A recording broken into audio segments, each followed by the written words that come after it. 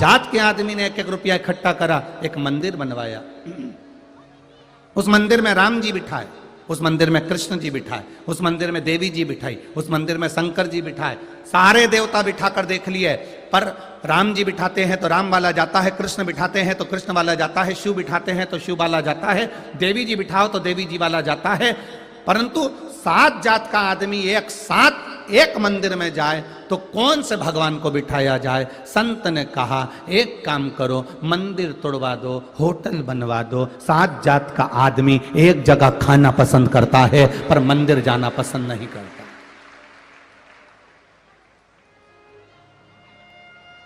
इतना भेद कर दिया हमारे सनातन धर्म में, लोगों ने इतना भेद कर दिया, इतना भेद कर दिया कि ये इस मंदिर में नहीं जाएगा, वो उस मंदिर में नहीं जाएगा, वो उस मंदिर में नहीं जाएगा। तो हम तो निवेदन करेंगे कि फिर लिख के जाना कि मरने के बाद शमशान नहीं जाऊंगा।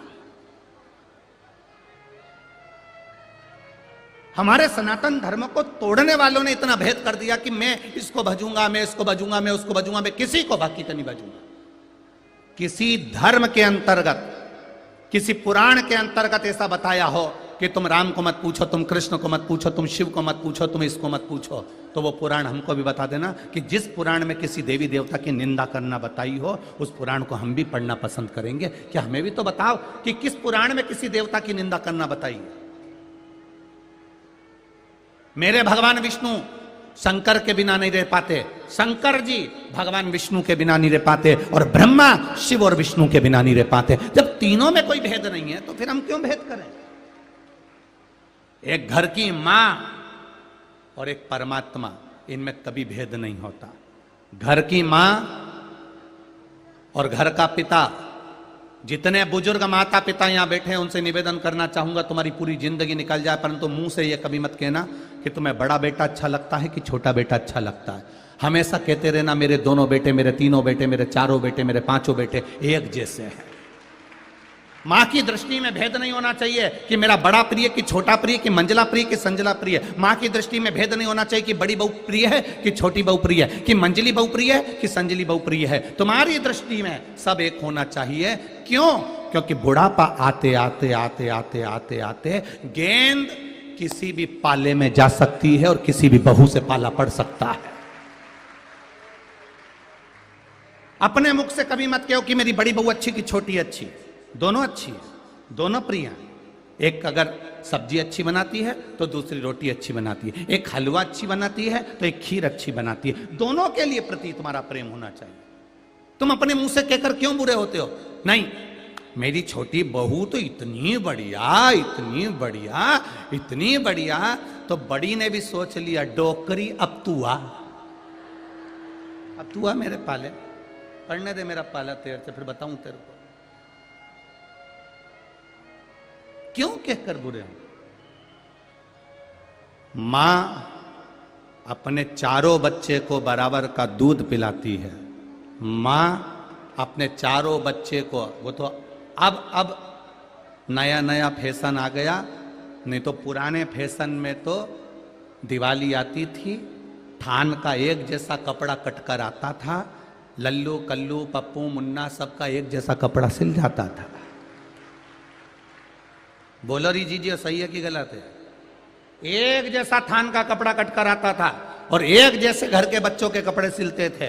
कोई भेद नहीं था मेरे बुजुर्ग माता पिताओं में, पहले के लोगों में कोई भेद। धर्म बड़ा, वो कहता है हमारा धर्म बड़ा, वो कहता है मैं इसका वाला तो ये बड़ा, वो कहे मैं इसका वाला तो मैं ये बड़ा। कई लोग कहते हैं हम शंकर जी के मंदिर नहीं जाते, शंकर जी का प्रसाद नहीं लेते। हम उनसे कहते बिल्कुल मत जाओ, पर आखिरी में स्टाम्प पर लिखकर जाना कि मरने के बाद भी मुझे शमशान मत ले जाना, क्योंकि शंकर भगवान को उनके ससुर का श्राप लगा था। शिव, मैं तुझे श्राप देता हूं कि तू शमशान में निवास करेगा। शंकर भगवान ने पूछा शमशान मेरा मंदिर होगा? हाँ, शमशान तेरा घर होगा। तो फिर लिखकर जाओ कि मैं शंकर का प्रसाद नहीं खाता, शंकर के मंदिर नहीं जाता, शंकर का गुणगान नहीं गाता। तो लिख कर जाना कि मुझे शमशान भी मत ले जाना, क्योंकि वहां भी शंकर मिलने वाला है। शुरू से मृत्यु तक शिव तुम्हारे साथ है।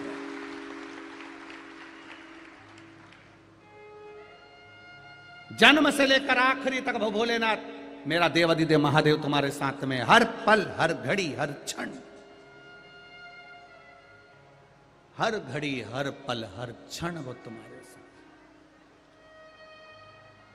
उसका भजन, उसका कीर्तन, उसका मंत्र जाप, उसका स्मरण हमें सुख देता।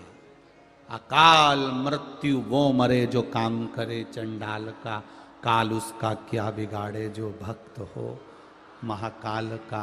आखिरी में वही आता है, कोई दूसरा नहीं आएगा।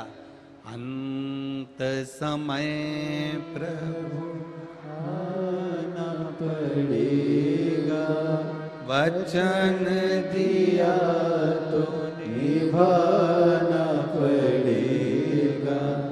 आए ना आए प्रभु कुटुंब कबीरा, अंत समय आना पड़ेगा।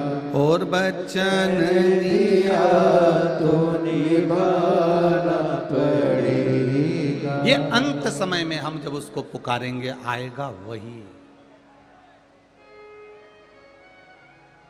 एक्सीडेंट हो जाता है, कोई बड़ा रोग आ जाता है, बीमारी हो जाती है, किसी ब्राह्मण से पूछने जाओगे कि हमारी ग्रह दशा ऐसी चल रही है, आप बताओ क्या करना चाहिए, तो पंडित जी, ज्योतिषाचार्य, ब्राह्मण जन एक बात जरूर कहेंगे कि महामृत्युंजय का अनुष्ठान करवा लीजिए।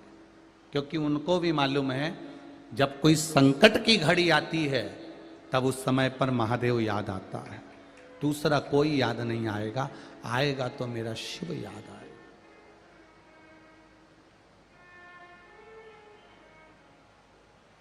अपने स्वार्थ को खत्म करो, और जिस दिन अपने स्वार्थ को खत्म कर दोगे उस दिन तुम परमार्थ करना प्रारंभ कर दोगे और शंकर तुम्हें मिल जाएगा, ये निश्चित है। अपना स्वार्थ खत्म करो।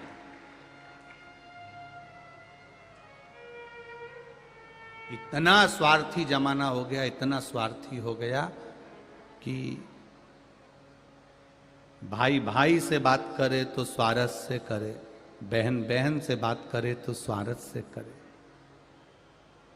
हम किस दौर में जी रहे हैं साहब, किस दौर में? लैपटॉप और मोबाइल की जिंदगी हमारी जिंदगी हो गई।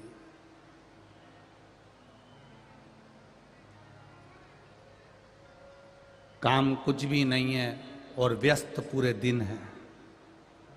काम कुछ भी नहीं है और व्यस्त पूरे दिन है, पूरे दिन व्यस्त है। बर्तन वाली तुम्हारे यहां बर्तन मांजे, कपड़े वाली तुम्हारे यहां कपड़े धोए, झाड़ू पोछा वाली तुम्हारे यहां झाड़ू पोछा करे। हम बिल्कुल मना नहीं करेंगे, करो। भगवान ने तुम्हें धन दिया है तो झाड़ू वाली लगा लो, बर्तन वाली लगा लो, कपड़े वाली लगा लो। पर एक निवेदन, अपने घर में भोजन बनाने वाली कभी मत लगाना, भोजन खुद बनाना। कपड़े वाली लगा लो, बर्तन वाली लगा लो, झाड़ू वाली लगा लो, तुम जो चाहो वो लगाओ, पर भोजन घर की बहू, बेटी लक्ष्मी होती है। मां घर की जो लक्ष्मी है, अन्नपूर्णा है, वो भले 2 रोटी बनाए, ज्यादा नहीं बन सके, 4 तरह की सब्जी नहीं बने तो दाल अकेली बना ले, रोटी बना ले, पर अन्नपूर्णा है तू मेरे घर की, तू लक्ष्मी है मेरे घर की, तू बेटी है मेरे घर की, तू मां है मेरे घर की, भोजन तू बना। करो।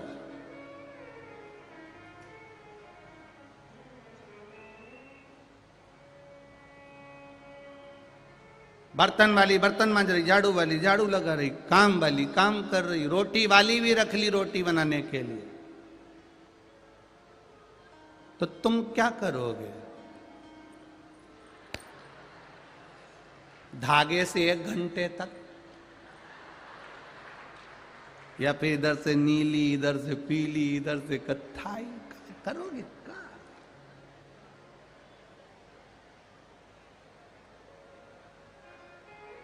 पति ने पानी मांगा, पत्नी ने कह दिया नौकरानी से, जा पानी दिया।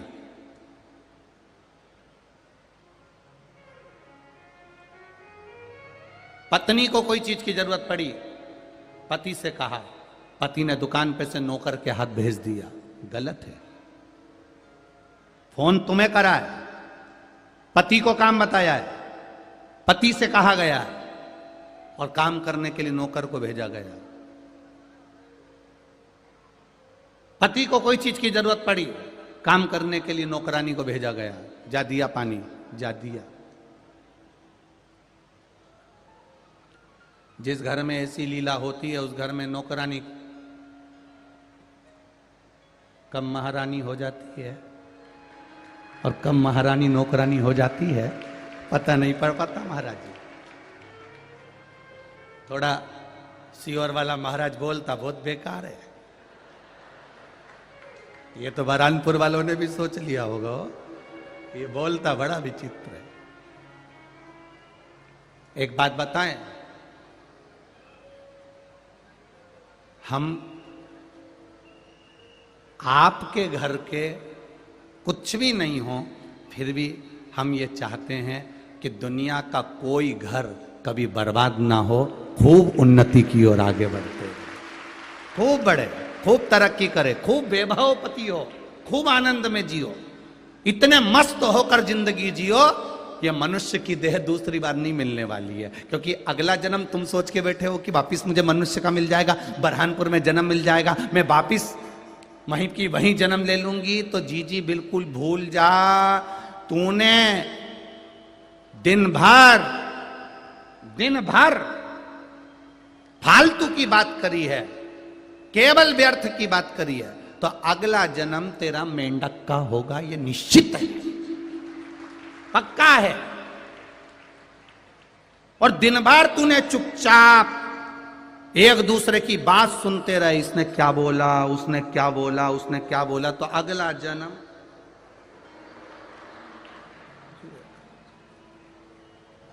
तो तुम्हारी भी अगर अड़ोसन पड़ोसन तुम्हारी कोई रिश्तेदार अगर चुपचाप से बात सुनते हो तो उनको कह देना, जुआ भाई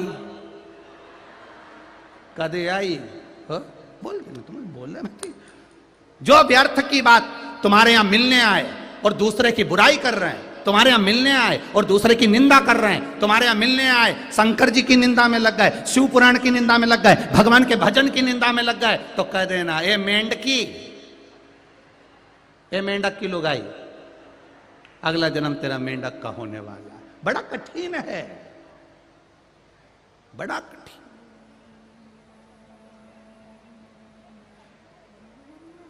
वैसे तो मुझे मालूम है बरहानपुर के लोगों का ऐसा वैसा जन्म तो नहीं होगा, निश्चित है। कारण केवल एक ही है कि बरहानपुर वाले माँ ताप्ती के तट पर रहते हैं और ताप्ती का केवल नाम लेने पर ही व्यक्ति की ये शिव है औगड़ी शंकर कृपालु, तेरी कृपा बिना न हिले एक भी अणु लेते हैं सांस तेरी कृपा से तनो तनो। बखान क्या करूं मैं राहों के घेरता, चपटी भगोत में खजाना कुबेर का। मैं क्या वर्णन करूं, समझने वाला नहीं समझ सकता कि शिव ऐसा क्या है। किसी को अटैक आता है तो पंडित जी कभी नहीं कहते कि राम रक्षा स्तोत्र का पाठ करो, बोलते हैं क्या? पंडित जी नहीं कहते कि कनक धारा करो, गोपाल से स्नान करो, श्री सूक्त का पाठ करो। अगर किसी का स्वास्थ्य खराब होगा, अटैक आ गया, एक्सीडेंट हो गया, वेंटिलेटर पर पड़ा है, तो विद्वान से विद्वान ब्राह्मण एक ही बात कहेगा कि महामृत्युंजय का पाठ करो, शिव का नाम लो, शंकर को याद करो। जो मृत्यु को भी जीत सकता है वो इसको बचा सकता है, बाकी का सामर्थ्यता के अनुकूल नहीं। महाराज एक निवेदन है, जब हम दुख की घड़ी में होते हैं फिर निवेदन है, एक शंकर का चरण अगर पकड़ लिया तो ये विश्वास मानना वो किसी के आगे तुम्हें झुकने नहीं देगा, तुमको संभाल लेगा। किसी के आगे झुकने नहीं देंगे।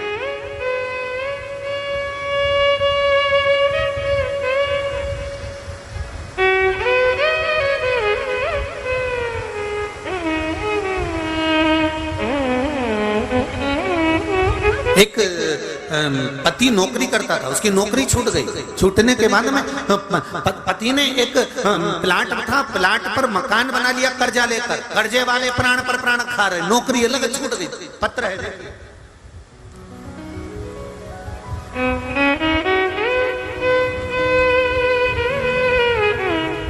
अगर उसको पुकारा है, अपने दिल से उसको आमंत्रित करा है, अपने दिल से उससे कोई बात कही है, आप बैठकर अपने चित्त की बात, अपने मन की बात, अपने हृदय की बात उससे कहो तो तुम दुनिया से कहकर हल्के हो जाते हो, पर उससे नहीं कह पाते।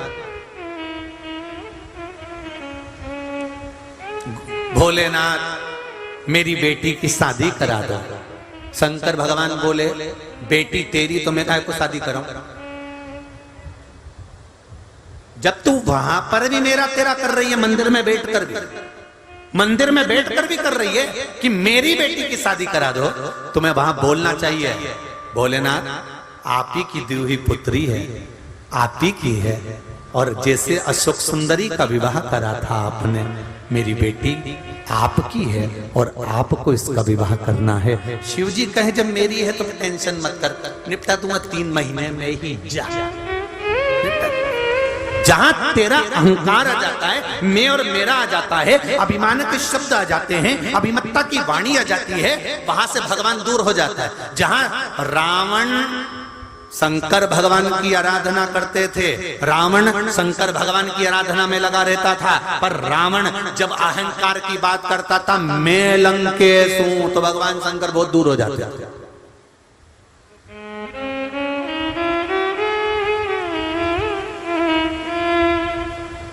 घर मेरा, परिवार मेरा, कुटुंब मेरा, कबीला मेरा। एक सेठ जी हमेशा यही के रोते थे, मेरा परिवार, मेरा परिवार मुझे इतना चाहता है, इतना कि मैं 1 मिनट नहीं दिखूं तो हमारा घर का लोग मुझे ढूंढने निकल जाता है। तो इतने में गुरुजी आए उनके गांव में, गुरुजी ने कहा तुम्हारा परिवार तुम्हें इतना चाहता है, हम भी देखना चाहते हैं कितना चाहता है, तो एक काम करो ना, थोड़ी आधा घंटा के लिए मरी जाओ। तो क्या आधा घंटा के लिए कोई मरता है क्या?